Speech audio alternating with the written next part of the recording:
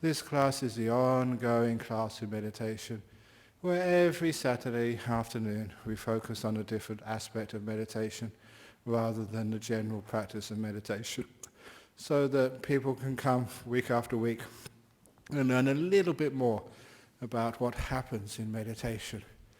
And it's always a case, it seems, me talking about some of the beginning parts of meditation. I always think that one of these days on these classes you should talk about the deeper states of meditation, or why not today? And so those deeper states of meditation, once you start to get still in the mind, you start to get some joy coming up. I think the last time I was here, I was mentioning just the connection between stillness, mindfulness, and happiness. It is, everyone keeps talking about mindfulness. Buddhism has been practicing for 2,500 years, but only now people start talking about it, just taking it aside and not seeing it in its full contexts. But the mindfulness gets stronger and stronger the more still you are. Because every time you do something, you actually weaken the power of mindfulness.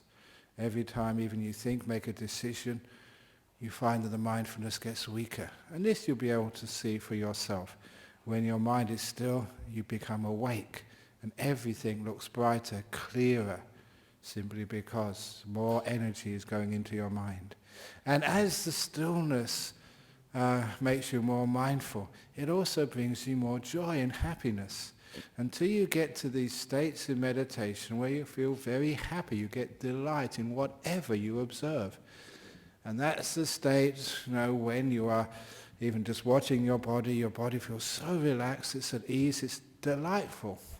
And if you are watching the breath go in and out, it becomes a very delightful thing to watch. You can watch your breath for long periods of time simply because you are happy doing it. You don't force the mind to watch something which is enjoyable, it does it by itself. And that delight which comes up in the meditation is an important thing to notice. That shows you're really getting into this meditation practice. And it also means you can meditate for long periods of time. I'm talking now a couple of hours, simply because you're enjoying it. And of course time vanishes. When I say meditating for long periods of time, I'm saying that for you it doesn't appear any time at all. You are perfectly awake, you're not asleep, you're not blanked out, perfectly awake, but because when you get to those states of meditation, you're perfectly poised in the present moment, there is no even concept of time. Afterwards, I always started to analyze, why is it in those states you have no feeling of time at all? And it's obvious that to have a perception of time, you have to have a measurement from the past to the present, past to the future, or present to the future. Time is a measurement. You need some past or some future as well as the present moment to have that. And when the past and the future have totally vanished from you, they've fallen off your radar, as they say.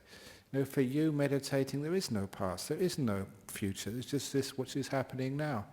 Then because you can't measure at all, the usual experience one has of time totally disappears. You're just here.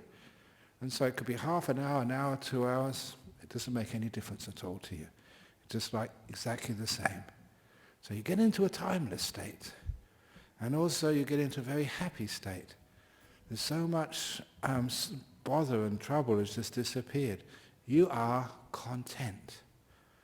Now when one gets into that stage of delightful meditation, and sometimes that's all I ever teach, just to get that far. But I want to say what happens next, because that's really important too, to actually know what happens next. Because many of you will get into that state of, sitting here, just happy to meditate, very content, and actually experience some pleasure with whatever you happen to be watching. I'll just give another little example. Sometimes that monks meditate on things like skulls. I've got a skull in my room, an old human skull which somebody gave me. And it's not just to ward off burglars, because that's also a good thing. You have a skull in the room, and as soon as they come in they see the skull. That usually pretty freaks out the burglars and they run away. So it's not just for that, it's usually a common meditation object, and I loan it out to other monks if they want to keep my skull for a little while, just to meditate. Or what they do, they focus on the skull and they visualize it until that skull they can visualize it without it being in front of them. And they focus on that. It's not just to get real about their own physical body, but what happens often, especially with the skull contemplation, is they're watching and visualizing that skull, and that skull becomes very bright and beautiful. It becomes absolutely delightful, like it's glowing, it's fluorescing. That's just a common occurrence which happens in meditation. And the reason is because the mind is now delightful, the mindfulness is strong enough, you've got enough energy in the mind that whatever you are aware of is beautiful. And that is the stage. Delightful breath, you can call it, or delightful skull, delightful body, whatever it is, when you start getting happiness and joy in your meditation and time is vanishing. And from that point, what happens next? All of that delight, that strong mindfulness, that stillness, it all comes about by you just being very passive, not interfering with the process, by you letting go. Letting go of what? Letting go of the thing which keeps interfering in meditation. Letting go of that backseat driver to your mind. That's what you let go of. You keep that thing calm. And as you get more still, the joy increases, and so does the mindfulness. Your meditation gets into some very happy states, and you become super aware and super still as well. There are times in the meditation you think you can't get more peaceful than this, and then you go into a more peaceful level. You're really exploring places you've never been to before, which means that very often two obstacles appear in meditation, and that is the fear or the excitement. For those of you who have read the Buddha's teachings, you find these in the Upakalesa Sutta, the deep defilements which stop you getting deeper into the very powerful meditations. Fear and excitement are the main ones. And how do you overcome those fear and excitement? If at that time it comes up and you try and do anything, you are disturbing the process and it all falls apart. If you don't do anything, it falls apart anyway. Both ways you are stuffed if it comes up. The only way to do that is to train yourself beforehand, to be prepared what to do when you get excited or you get afraid. And the simile which I often bring up on retreats, and I like teaching in similes because they are more potent than mere words. When you put a visualization or a picture to the words, it's much more powerful. You can remember it and you can understand it much better. And that is a simile of my master Ajahn Chah sitting by the still forest pool. In the old days when there was jungle in Thailand, the only jungle they've got in Thailand now is a concrete jungle. You'd be able to go walking into the jungles, for days, go to villages for alms food. And in the morning, late afternoon, you'd always try and find a lake or a river. And you'd camp close by as a wandering monk, as a homeless monk. And you put your mosquito net umbrella maybe 10, 20 meters from the edge. Wash, have a bath because it's always really hot. And then take some water, filter some water for drinking. And then just go set up in your mosquito net and meditate for most of the night. Go to sleep maybe 11, 12 o'clock. But often, like Ajahn Chah, you would keep your eyes open instead of closing them when meditating. Because when it got to twilight, the jungle animals would come out to that lake or that river to drink. But if you moved, if you even made a sound, those jungle animals would know there was a human being. And for them, human beings usually meant hunters, and they were very dangerous. The animals would sense a human being there and would run off back into the jungle and not come out at all, even if they were thirsty. They were scared of humans. So the only way they would come out was Ajahn Chah had to sit perfectly still, neither afraid nor excited, but still, to the point where the animals would not know there was a human watching. And then they would come out. They'd come and drink, or maybe come with their young, and play by the still forest pool, only when the one who was watching, Ajahn Chah, was perfectly still. And then, after the ordinary jungle animals would come out, sometimes some very strange and weird animals would come out, incredibly beautiful, which very few people had ever seen. They were so sensitive to the presence of a human that Ajahn Chah had to be really still for those to come out and play in the still forest pool. And that was the simile which I heard from Ajahn Chah myself, the simile of what to do in the deep meditation states. After you have a delightful breath, or watching a skull and it's delightful, or whatever else it is you're doing, once that starts to disappear, incredible things come up into your mind. We call those the nimitta, the lights in the mind. It's like the animals coming out of the bush to drink in the evening. If you want them to come and stay, you have to be perfectly still. If a light appears in the mind, it's as if the light can't see you watching. The one who's observing has to be perfectly, totally still. And any excitement, any fear, any wow, that little nimitta will rush away, disappear, and never come back again for days or even months. You have to be perfectly still. And that was a very great help for me, because instead of just saying, oh, let go, be still, I could imagine myself being like an Ajahn Chah in the jungle. Imagine these animals coming and just being perfectly still, not moving anything in the body or in the mind. And then they would come and stay. And that's what they did. And sometimes when those ordinary animals had come, those are the nimittas, these incredible lights. Then the amazing ones come out. The ones which few people ever know about. These are the deep jhanas, these incredible states of meditation. But they only come when you're perfectly still. Because they are so, as it were, scared. If they think you're watching, if they think you're doing anything, if they sense there's somebody around, they will never come. That's why you have to be perfectly still. And that's a very, very helpful teaching about what to do when you get to the deep states of meditation. To be still. But then people say, yes, but I can't help myself. I get excited. These are powerful states of mind. What should I do? And then you come across the answer of what I called programming your mindfulness. And this works the very best. It's most powerful for the deeper states of meditation. If you get, say, lights coming up in your mind at that particular stage of very, very peaceful, very delightful. I'm not talking about the lights which come up early on in the meditation.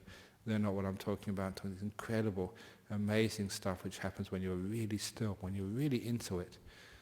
When those lights come up, the only way to stop the excitement or the fear, if that's what's been happening before, programming mindfulness at the very beginning of your meditation. If you really think you've got a good chance of getting into a deep meditation today, you know that your meditation is going well, your body feels good, you've got the time, everything, all the causes seem to be in place. If you think that you're going to get a deep one now, close your eyes, relax the body. Now when you have a little bit of mindfulness, you don't need much for this, then you make a resolution to yourself. You say, for example, if a nimitta comes up, this beautiful light appears, I will not be afraid. If the light appears, I will not be afraid. If that light appears, I will not be afraid. That's all. But you listen to it. You pay 100% attention to what you're saying, or thinking rather, and then you forget about it. and you carry on with your normal meditation. You put a program into your mind. Conditioning, self-hypnosis, I don't know what you call it, but it works.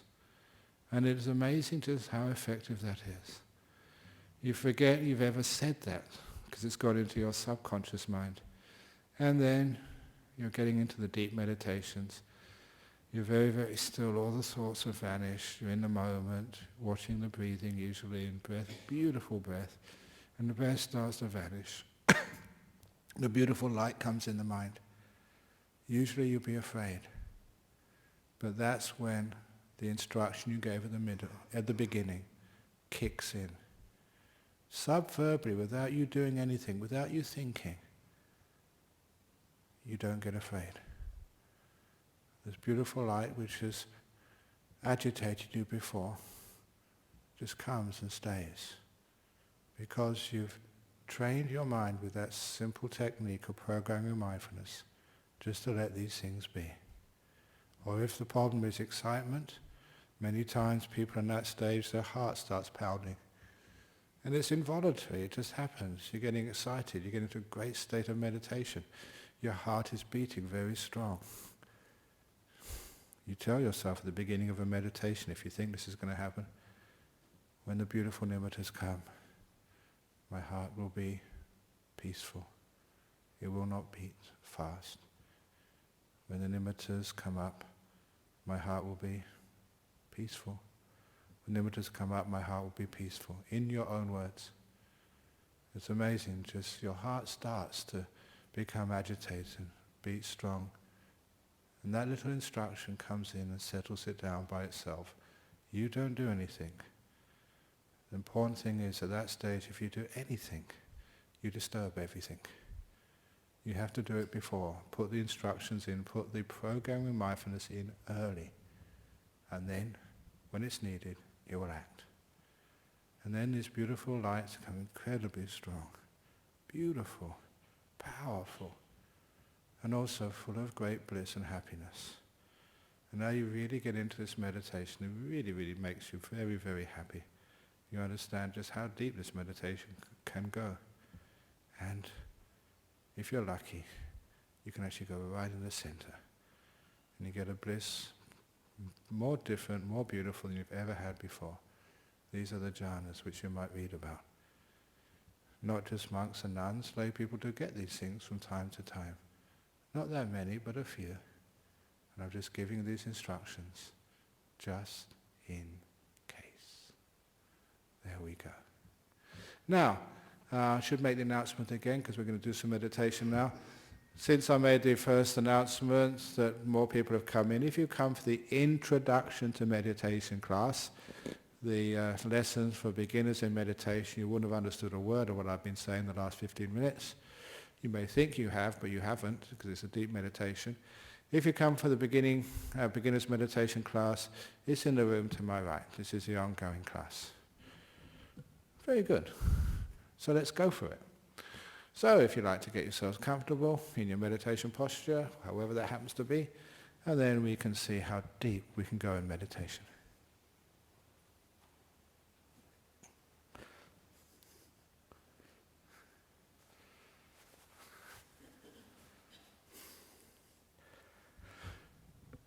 Here we go.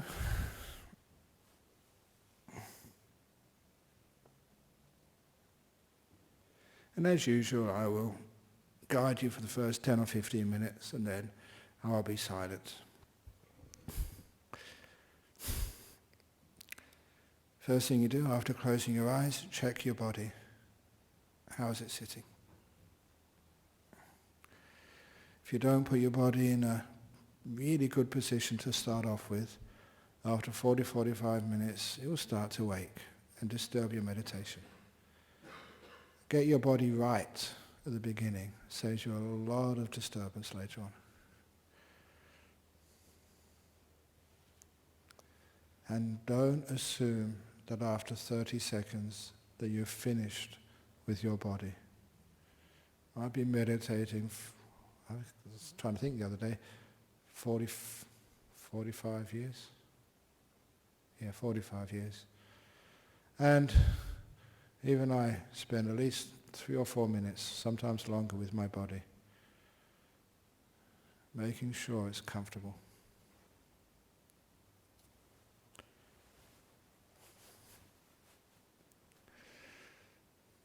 Sometimes I look for the most prominent feeling. It usually comes up anyway. That prominent feeling is a sign that there's some tension, tightness, pressure on my body. I don't just be mindful of it, I do something about it. I move, I scratch, I cough, I sneeze. Very good, thank you. So that I can be kind to the body and it feels more relaxed. After a couple of minutes, there's nothing more I can do by moving or scratching. But there's still some more work to be done. Now I do the mental calming. I look at a part of the body which is tight or tense or aching. I allow my mind to settle on that part of the body. I'm mindful of it. And then, when I've established mindfulness, awareness of the part of my body which is irritating, I send it kindness, compassion, real love. And when I send it that compassion, if it really is compassion, if it's a real thing, that part of the body relaxes, ever so slightly at first. But I keep piling on the real compassion. And that part of the body relaxes. The irritation lessens. The ache, the pain eases. Kindness relieves the tension. And when the tension goes, most of the pain goes too. And I use this technique to internally relax my body. And I stay with this for another 1 or 2 minutes at least, depending on just the state of my health, of energy, tiredness, whatever. And with experience, and know just when I've completed that sort of bodily relaxation,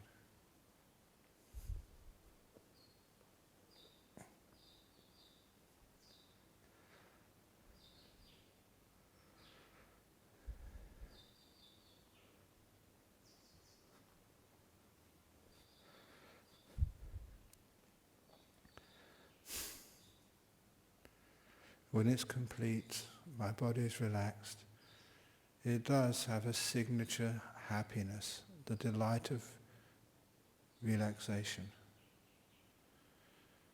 I know that happiness. And I found out that when I'm aware of the delight of relaxation, when I focus on that, I relax even more. Seems like the mind wants pleasure. And if it sees delight anywhere, it will follow that until it becomes even more delightful. In this way, I relax my body deeply before I even start to do anything else with my mind.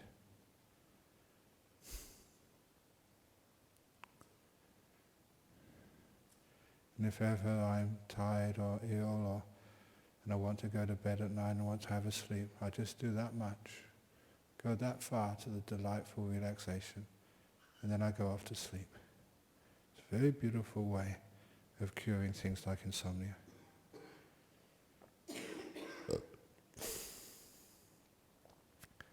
And once my body is relaxed, feel that delight. Now I can let the body go. And I can attend to my mental world, the world of thoughts, of past and future, of disappointments and hopes. All that stuff, which is a very noisy part of one's world. Now I'm trying to calm the whole world down, my mental world.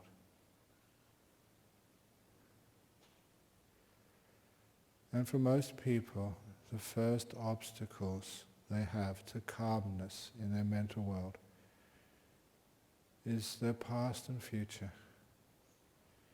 There are many things which hold one back, which drag you off into what happened earlier on today or this week or early on in this year.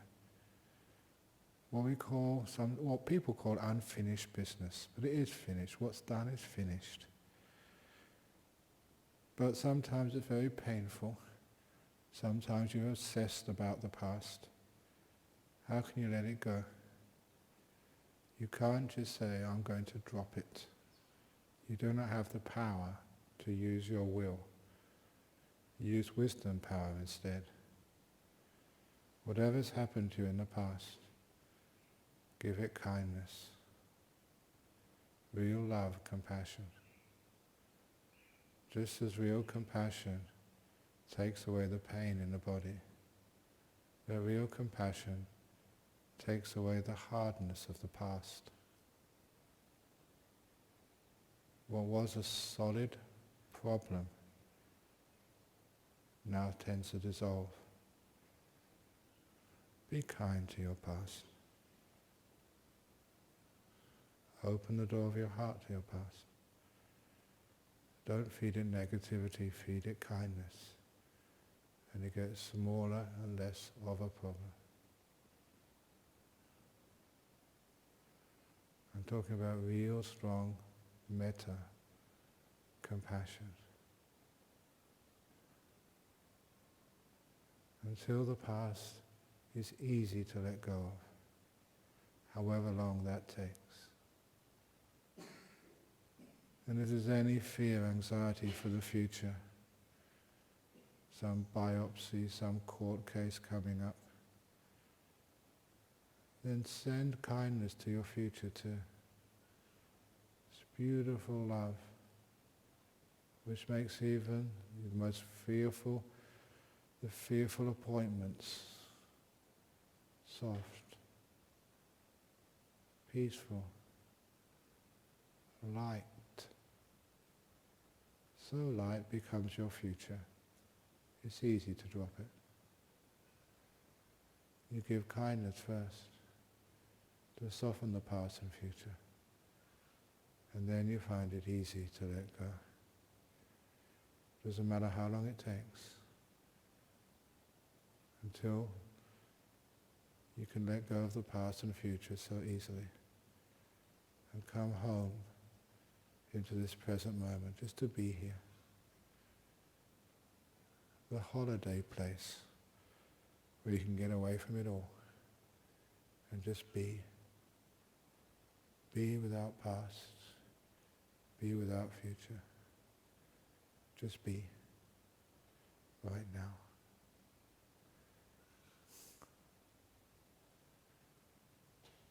And the reason why we go off into thoughts, fantasies, philosophies is because we don't know how to be in the present moment. Once again, the key is kindness. Be kind to this moment. Respect her. You may not be comfortable, it may not be peaceful, it may be scary, I don't know what your present moment is. But open the door of your heart, of your mind, to this moment called now. Sound of the birds, bark of the dog, my voice, heat, cold, whatever you're experiencing now,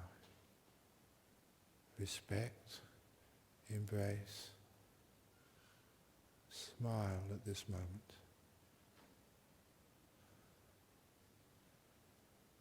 Then you find this present moment is easy to be with. You don't tend to think, or fantasize, or philosophize, or plan. We're only restless because we're unhappy with present moment.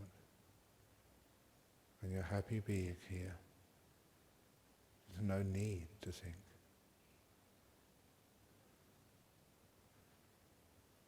And feel yourself relaxing deeply into this moment. not holding this moment with force, but allowing this moment to be like a beautiful lotus flower, which you can hold in the palm of your hand, not squashing it, not gripping it. It just rests lightly in the palm of your hand, this present moment. And neither does it fall off your hand. This moment called now is just here, here, here. Just being.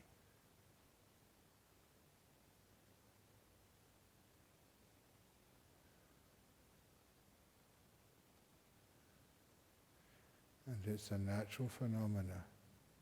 It just happens. But after a while you become aware of your breathing. You don't care where that breathing is located. You just tend to know the breath is going in or the breath is going out. Don't focus on the breath. Just let the breath come to you. Let the breathing fill your mind, moment to moment, just being with that part of the breathing happening now, without giving it a name, without controlling it. Your job is just to watch and be kind, never to do anything.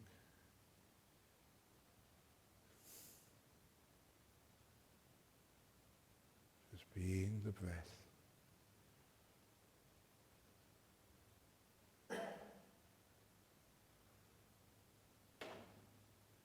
And this breath has fed you oxygen all your life, taken away the waste products. When you're sleeping, when you're busy, paying no attention, your breath is one of your most faithful servants. Respect her. Be kind. And then your breath will stay with you. So all you know, breath coming in, breath going out. If there are any sounds, any feelings in the body, that's at a distance. Your center, the very heart of your mind, is just with the breathing. And everything else is on the edge of the screen, with the center just occupied by the feeling of breathing right now in silence.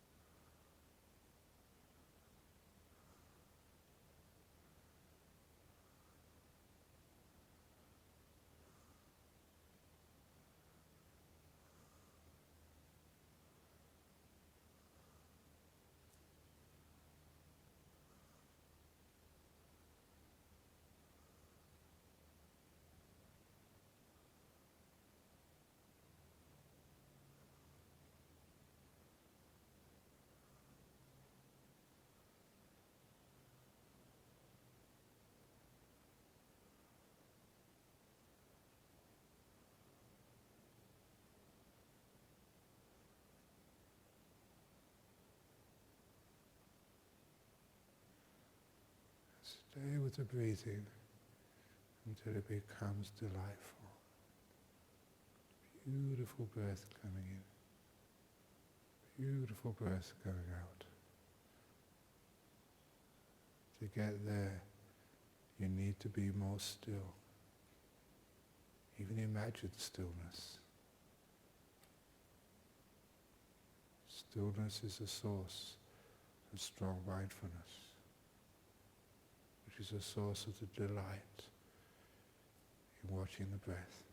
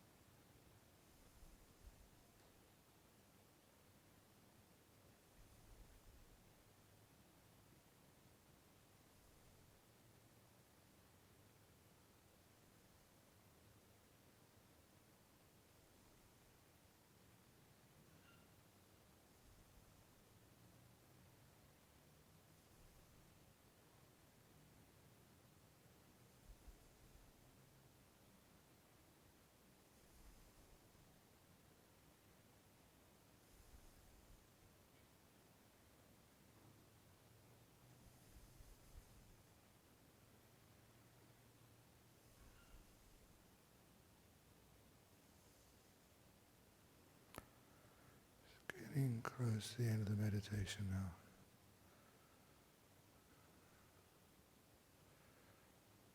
How do you feel? How peaceful is your mind? And how delightful is that peace?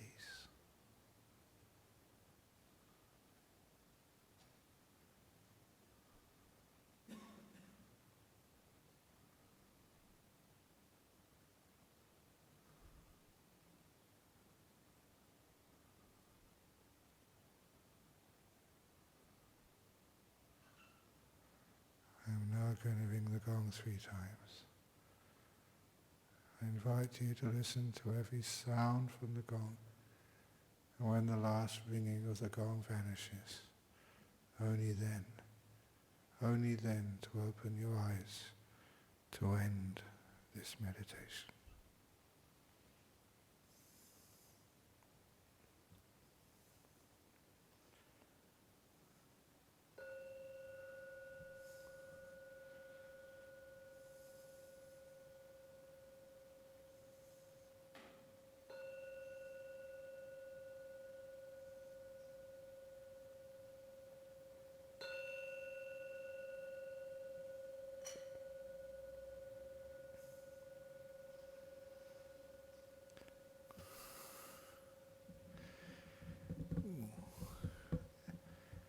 Okay, there we go.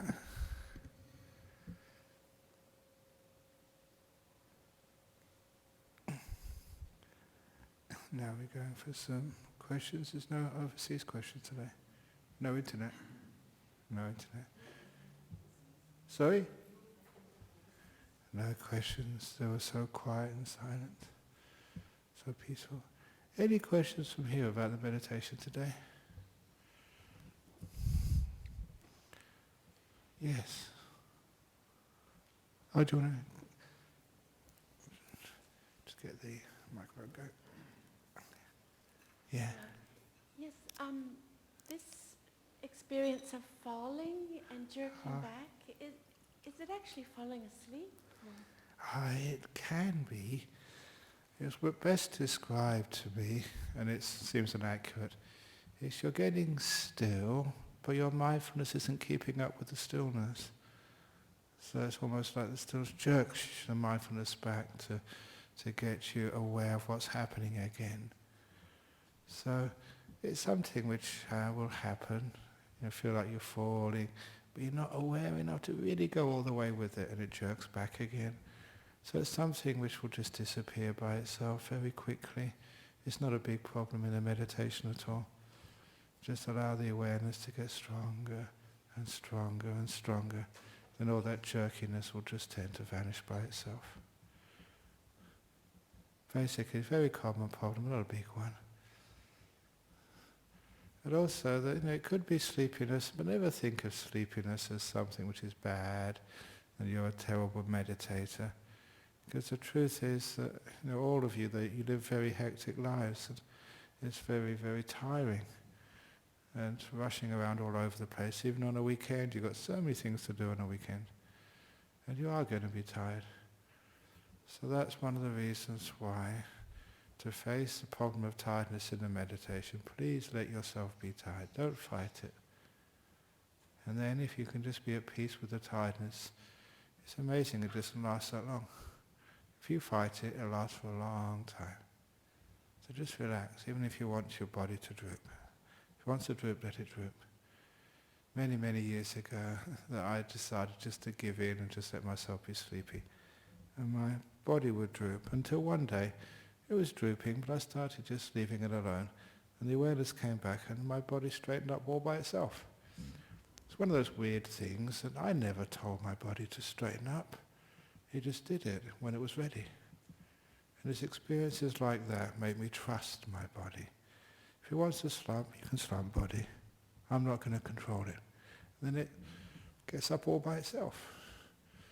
When you have those experiences of things which you thought you were always in control of do it by themselves, that's really weird, but it's good fun. Sometimes when you do the walking meditation, we don't really have the space in here to do walking meditation. But when we do the walking meditation, sometimes you're just walking along there and then just the walking happens all by itself. It's almost like you're not walking, but the legs are doing the walking. Just watching these legs move, and you don't tell them to do anything. They just do it by themselves. Little things you thought you were in control of, you let go and it just happens all by itself. That's why the best way of meditating is to be peaceful. Be still and let things happen.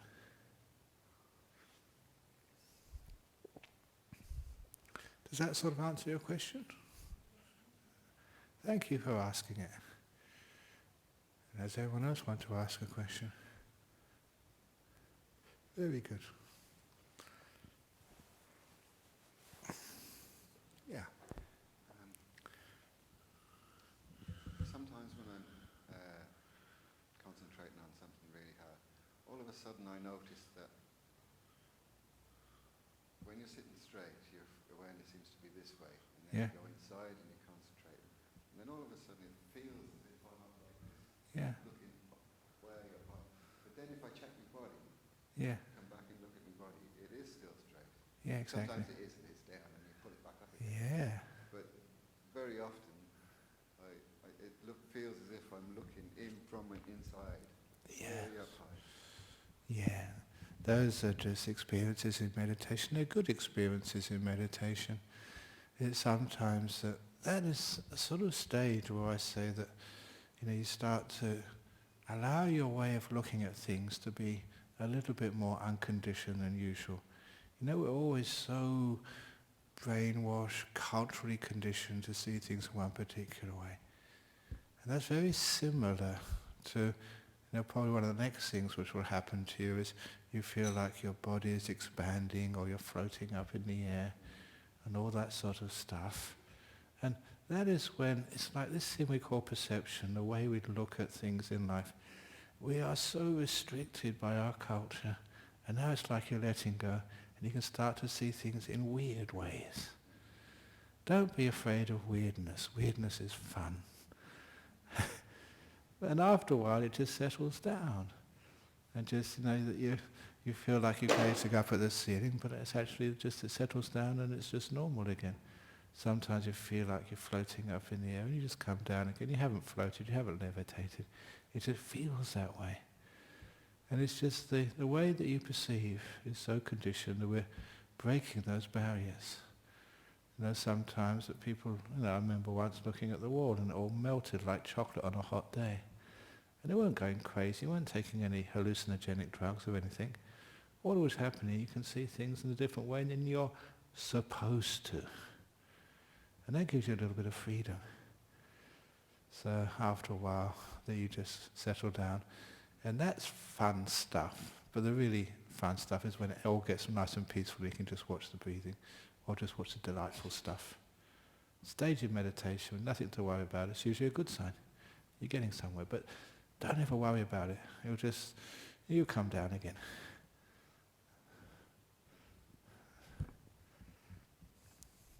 So thank you, some good questions today.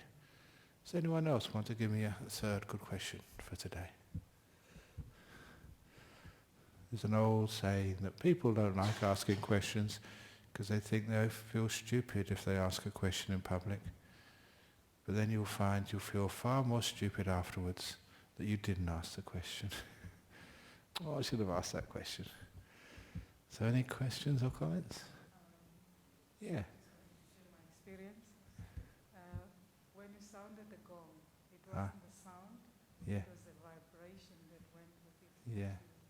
Like it to stay. Yeah, good. That's what happens. That's why the gong, we can actually have a really loud bell. Ding, ding, ding, ding, ding, ding. Oh, that'd be so harsh. Or a buzzer. Bzz, bzz, or a siren. If you're coming out of meditation, you're so peaceful and so still. And one thing which happens is that because your awareness gets very, very strong, you can hear the sound of the gong so much more deeply than otherwise. Your ears have actually opened. Your mind is very strong. And there are some sounds which you can hear, which you'll only hear in deep meditation. And the sound of the gong is beautiful. Over in our retreat center, even the gong is a bit rough. So I use one of these singing bowls, these Nepalese Tibetan singing bowls. I start winding it around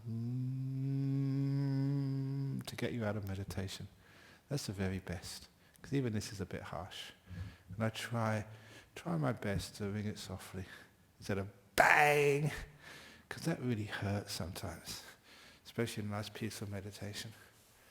So to come out very gently. That's why that just a minute or two before I just warn you, so they're about to come out of meditation. Meditation's about to finish. So to get people out very gradually. And that's true for you. If you're having a nice meditation at home or anywhere, don't just jump up and just rush around. Because you have this beautiful peace, you want to keep it as long as possible. And it's jarring to you if you do something very active straight after a meditation. It's also why, there's a lot of thought goes into these meditation classes. It's also why at the end of the meditation, I don't usually let you go for 15 minutes, do some questions and answers, and then you can go home. To take you out of stillness slowly. When you ever go on a retreat, I remember telling Nicholas this, go on a retreat for 9 days, then before you get in your car and drive home, go around the car park a few times. Because you've got to, deal with the traffic when you leave a retreat. Your mind is so cool, just driving around. Well, you have accidents that way.